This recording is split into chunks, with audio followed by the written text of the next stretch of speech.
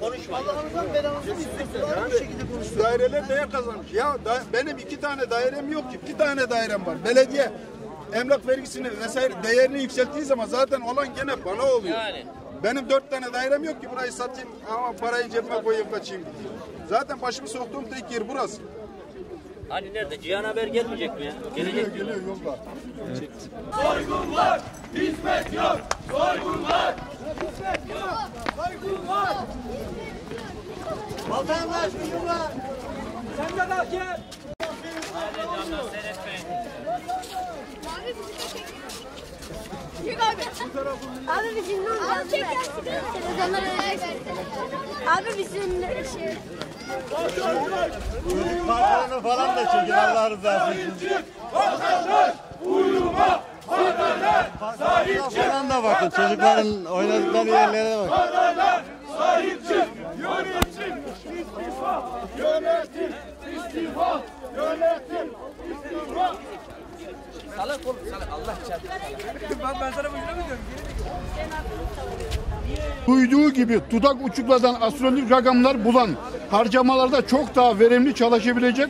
Mesela peyza ve yeşil alan bakım onarım giderleri ve sulanmasına harcanan 40.000 TL'nin karşılığında maalesef ciddi anlamda bir yeşil alan çalışması yapılmamıştır. Site yönetiminin zamlarla ilgili ortaya koyduğu masraf dökümünde biz site sakinlerine göre olmasa da olur hizmetlerin cebimizden çıkan tutarları için yaptığımız itirazlar da maalesef kale alınmıyor. Buradan Sayın Başbakanıma, TOKİ Başkanlığı'na sesleniyoruz. Bu sizin eseriniz diyebileceğimiz Uydukent Kayaşehir'de sesimizi duymanızı ve sorunlarımızı çözmenizi bekliyoruz. Ve 11. bölge site yönetimini uyarıyoruz. Biz alın teri ve binbir zahmetle kazandığımız paralarımızı size çömertçe harcayasınız diye size vermiyoruz. Veremeyiz. Ya da gerçekten burada yaşayan insanların maddi düzey ve şartları dikkate alarak aidat düzenlemesi yaparsanız ya da istifa edersiniz. Teşekkür ediyorum. Yönetim istifa. Yönetim istifa. Yönetim istifa. Yönetim istifa. Yönetim istifa. Yönetim istifa. Ben konuşuyorum. Kime bağlı? İyi de kime bağlı? Tamam. Tamam. Öncelikle yani site yönetimi 2 senedir biz burada ikamet etmekte bulunmaktayız. En büyük sıkıntımız ilk sene yani 70 küsür lira artıyor. En büyük dairelerden birinde ben oturuyorum. 70 küsür liradan başlayarak sonra 87 lira aidata çıkardılar. Daha dediler ki ya biz bu sene size %20 civarında bir zam yaptık ama önümüzdeki sene yapmayacağız. Çünkü burası yeni bir yerleşim yeri olduğu için yanlış bütçe yaptık. Hesaplayamadığımız şeyler oldu vesaire. Biz de kabul ettik.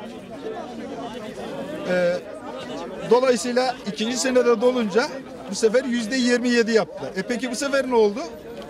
İşte bura 3 adadan oluşuyor. Yok bilmem şundan oluşuyor, bundan oluşuyor. Peki 2 senedir sen buraya vermiş olduğun hizmetleri göster bana.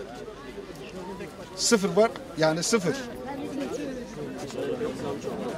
Görmüş olduğunuz çitler bile kendi paramızdan 234 milyar para toplanarak komedi, ahıl çevirir gibi site çevirdiler. Tamam. Yani kendilerine özellikle uyarmama rağmen ya arkadaşım böyle bir çit olayı olmaz. Bir sitede en azından bir yarım metre, 1 metre düzeyinde bir perde betonun üzerine çit yapın. İnsanlar da bir şeyi görsün. En azından çocuklarının güvende olduğunu bilsin. Çitler hakeza köy tarafına giderseniz çitlerin tamamı sökülmüş, kırılmış vesaire. Yani kedisi girer, köpeği girer, hayvanı girer, insanı girer, hırsız girer. Her türlü şey var. Site içerisindeki peyzaj durumunu hiçbir şey anlatmama gerek yok. Kameralarınızı götürüp istediğiniz şekilde çekebilirsiniz. Peyzajın P'si bile yok. Bir tek kapıcının çöp toplaması için de bu para sosyal devlette yani senelik yaklaşık bu insanları finanse ortalama topladığınız zaman 1 trilyon 200 milyar civarında bir para topluyor. Boğaziçi yönetimini aradık. Bize geleceğiz dediler. Biz blok olarak toplantı yaptık ama kimse bizimle ilgilenmedi. Arka tarafta gizlendiler. Bizim sorunlarımızı kimse dinlemeyip ilgilenmediler. Ve bize sadece tamam yapacağız dediler. Hiçbir şekilde ilgilenmiyorlar. Hiçbir hizmet yok. Her şey sıfır. Ve bizi tehdit ediyorlar. Allah'ınızdan belanızı mı istiyorsunuz? Daireleriniz yükseldi. Siz ne istiyorsunuz daha diye tehdit ediyorlar. Değeri arttı. Ben daha borcumu ödeyemem. Lütfen. Büyükşehir Belediyesi'ne dua edin, şükredin diyor. Biz Allah'tan başkasına şükretmeyiz.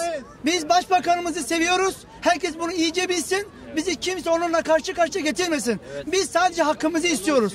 Bunu siyasi, biz solcu değiliz. Biz onu bucu değiliz. Biz hakkımızı arayan bir milletiz. Burada gariban insanlarız. Biz başbakanımızın arkasındayız. Bunu herkes bilsin. İradenin arkasındayız. Ama soyulmak istemiyoruz. Boşu boşuna. Hizmet yok. Başbakanım lütfen sana sesleniyorum. Burada hizmet verilmiyor. Bizi resmen yani söylemek istemiyorum, artık siz anlayın. Rica ediyorum.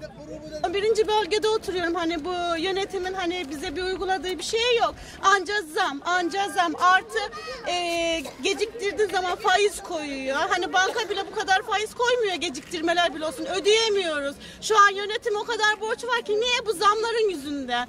Evde oturmadığım halde sıcak su parası yüksek geliyor. Ben bunları nasıl ödeyeceğim?